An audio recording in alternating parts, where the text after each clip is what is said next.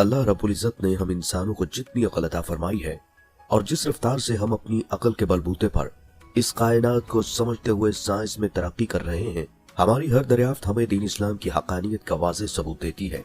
ऐसा ही कुछ हालिया दरियाफ्त में भी सामने आया, जिसकी रूह से नबी करीम सल्लल्लाहु अलैहि वसल्लम की एक हदीस मुबारका की सच्चाई सामने आ रही है। ये दरियाफ्त इस कदर बड़ी है कि इसको दरियाफ्त करने वाले माहिरीन खुद भी आप सल्लल्लाहु अलैहि वसल्लम की हदीस के साथ इसे जोड़ने से रोक न सके। इसका बेसाख्ता जवाब यही था कि ये तो वैसे ही है जैसे कि हदीस में बताया गया है। ये दरियाफ्त क्या है और हदीस मुबारका में किस चीज की पेशीन गोई की गई है, आज की इस वीडियो में हम इसी पर तफसीलन बात करेंगे। प्यारे दोस्तों, नबी करीम सल्लल्लाहु अलैहि वसल्लम को अल्लाह रब्बुल इज्जत ने हजरत जिब्राईल अलैहिस्सलाम के जरिए शब मेराज पर अपने पास बुलाया। नबी करीम सल्लल्लाहु अलैहि वसल्लम तमाम आसमानों को पार करते हुए अर्श तक पहुंचे। वहां पर दोनों महबूबों के दरमियान जो बात हुई थी, हम उसे इतना ही जानते हैं जितना नबी करीम सल्लल्लाहु अलैहि वसल्लम ने हमें बताया। लेकिन सफर के दौरान नबी करीम सल्लल्लाहु अलैहि वसल्लम को जो मुशाहिदात हुए वो भी नबी करीम सल्लल्लाहु अलैहि वसल्लम ने हमारे लिए बयान फरमाए। जब नबी करीम सल्लल्लाहु अलैहि वसल्लम सफर मेराज से वापिस आए तो सहाबा कराम में से बहुत सारे लोग ये जानने के लिए बेताब थे कि ये सफर कैसा था। इस पर नबी करीम सल्लल्लाहु अलैहि वसल्लम ने सहाबा कराम को इस सफर की तफसील से आगाह किया। वहीं पर कुछ ऐसे सहाबा भी थे जिनका तजस्सुस और जोशो जज्बा बहुत बढ़ा हुआ था। उन्होंने नबी करीम सल्लल्लाहु अलैहि वसल्लम से सवाल किया कि या रसूलुल्लाह सल्लल्लाहु अलैहि वसल्लम, जब आप बुराक जैसी तेज रफ्तार सवारी पर आसमानों और खलाओं को पार करते हुए अल्लाह रब्बुल इज्जत के हुजूर जा रहे थे तो इस सफर की आवाज कैसी थी? ये सवाल अपने आप में एक निहायत जहानत का सबूत है कि सहाबा कराम हर सफर की हर तफसील को जानने के बहुत शौकीन थे और वो अपनी अकल में आने वाले हर सवाल का जवाब जानना चाहते थे। वो जानते थे कि नबी करीम सल्लल्लाहु अलैहि वसल्लम के सामने से अल्लाह रब्बुल इज्जत ने तमाम हिजाबात हटा दिए हैं। इस सवाल को सुनकर नबी करीम सल्लल्लाहु अलैहि वसल्लम ने तबस्सुम फरमाया और कहा, जब मैं मिराज पर जा रहा था तो मैंने खला में और आसमानों में कोई एक कोना भी ऐसा नहीं देखा जहां पर 4 उंगलियों जितनी जगह बाकी हो और वहां पर कोई फरिश्ता मौजूद न हो। अल्लाह रब्बुल इज्जत ने हर जगह के लिए बेशुमार फरिश्ते पैदा कर रखे हैं और इन तमाम फरिश्तों का काम अल्लाह रब्बुल इज्जत की तस्बीह करना है। नबी करीम सल्लल्लाहु अलैहि वसल्लम ने मजीद फरमाया कि जब मैं सफर मेराज पर जा रहा था और मैंने तमाम आसमानों की सैर की तो तमाम के तमाम आसमान ऐसे लरज और चटक रहे थे जैसे कि अभी गिर जाएंगे। ये सुनकर सहाबा कराम ने नबी करीम सल्लल्लाहु अलैहि वसल्लम से हैरत से सवाल किया कि या रसूलुल्लाह सल्लल्लाहु अलैहि वसल्लम, इतने मजबूत और बड़े आसमान कैसे चटक सकते हैं? इस पर नबी करीम सल्लल्लाहु अलैहि वसल्लम ने इरशाद फरमाया कि फरिश्ते इस कदर ज्यादा हैं कि जब वो मिलकर अल्लाह रब्बुल इज्जत की तस्बीह करते हैं और खालिक कायनात की हमद बयान करते हैं तो उनकी आवाजों से आसमान चटकने लगते हैं। नाजरीन इकराम, ये तो था हदीस नबी सल्लल्लाहु अलैहि वसल्लम का पस मंजर, जिसमें नबी करीम सल्लल्लाहु अलैहि वसल्लम ने इस सफर के दौरान अपने मुशाहिदात को बयान फरमाया। चंद साल कबल साइंसदान ये सोचते थे कि खला में चूंकि किसी किस्म का कोई मादा मौजूद नहीं है जिसमें आवाज सफर कर सके तो वहां पर किसी चीज के सुनने का सवाल ही पैदा नहीं होता।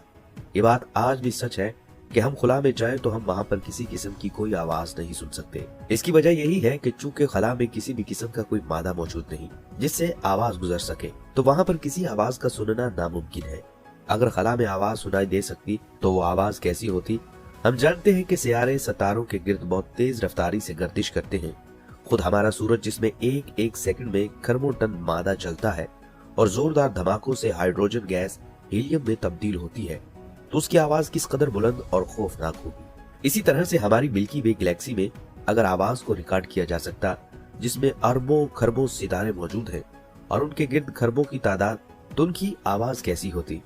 इस मकसद के लिए साइंसदानों ने तहकीक शुरू की और हम जितने भी सितारों और सैयारों को जानते हैं उनकी फ्रीक्वेंसीज का बगौर मुशाहिदा किया। फिर एक मखसूस कंप्यूटर प्रोग्राम के जरिए इन फ्रीक्वेंसीज को इस तरह ढाला गया कि हमें दिखाई जाने वाली फ्रीक्वेंसीज जिनमें सितारे अपने मादे को एनर्जी और रोशनी में तब्दील कर रहे थे, यूं साइंसदानों ने खला की आवाज को रिकॉर्ड किया।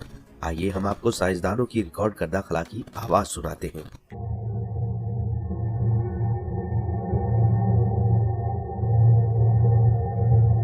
दोस्तों, आपने सुना ये आवाज कैसी है? बहुत बुलंद बाला और एक रिदम में गूंजती हुई आवाज। जैसे बेशुमार लोग मिलकर कोई तस्बीह कर रहे हों। जब साइंसदानों के इस ग्रुप ने जिसने इसकी तहकीकी बुनियाद रखी थी इस आवाज को सुना तो इनमें से एक साइंसदान बेख्तियार बोला, ये तो ऐसे महसूस होता है जैसे मजहबी किताबों में लिखा है कि फरिश्ते मिलकर अल्लाह रब्बुल इज्जत की तस्बीह और हमद बयान करते हैं। ये बयान बेसाख्ता था और ये बयान वाकई हकीकत पर मुश्तमिल भी है। इस बारे में नबी करीम सल्लल्लाहु अलैहि वसल्लम हमें अपने सफर मिराज की दास्तान में पूरी तरह से तफसील से बता चुके हैं।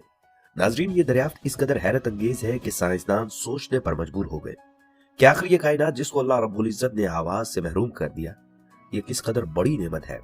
साइंसदानों ने जब सूरज का मुशाहिदा किया और सूरज की मुशाहिदा करदा फ्रीक्वेंसी को इसी सॉफ्टवेयर के जरिए आवाज में कन्वर्ट किया तो ये इस कदर खौफनाक और तेज आवाज थी कि साइंसदानों ने बेख्तियार इस पर इस कायनात के खालिक का शुक्र अदा किया जिसने इस खला को आवाज के गुजरने का रास्ता नहीं दिया। साइंसदानों का कहना है अगर खला में से आवाज गुजर सकती तो सूरज की आवाज ही इस कदर खौफनाक और भयानक है कि इसकी आवाज की वजह से ही जमीन पर किसी भी किस्म की जिंदगी मौजूद न रह सकती। इस हवाले से साइंसदानों का ये भी कहना है अगर कभी भी कोई ऐसा हादसा हुआ कि खला में कोई ऐसा मादा वजूद में आ गया जो आवाज को ट्रांसमिट कर सके तो सूरज की भयानक और खौफनाक आवाज की वजह से जमीन पर मौजूद तमाम जानदार अशिया फौरी तौर पर मौत का शिकार हो जाएंगे। नाज़रीन इकराम, ये था साइंस का मुशाहिदा। अब हम आपको बताते हैं कि हमारा दीन इस्लाम इस बारे में क्या कहता है।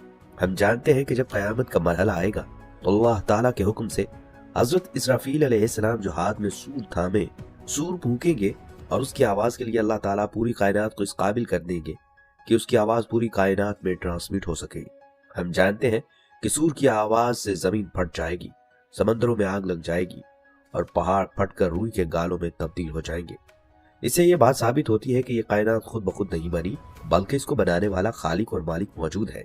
बेशक तमाम तारीफें अल्लाह के लिए है कि जिसने इस कायनात को अपने हुक्म कुन से पैदा किया और वही इस पूरी कायनात का मालिक है।